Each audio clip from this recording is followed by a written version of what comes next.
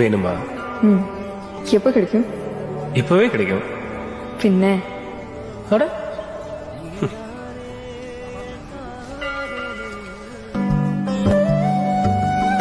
Joe, விளையாடாத.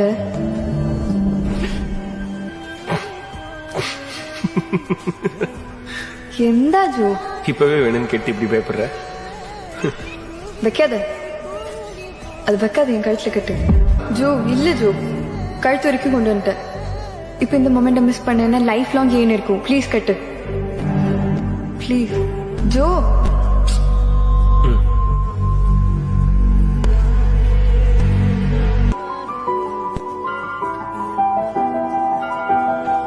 என்ன Joe?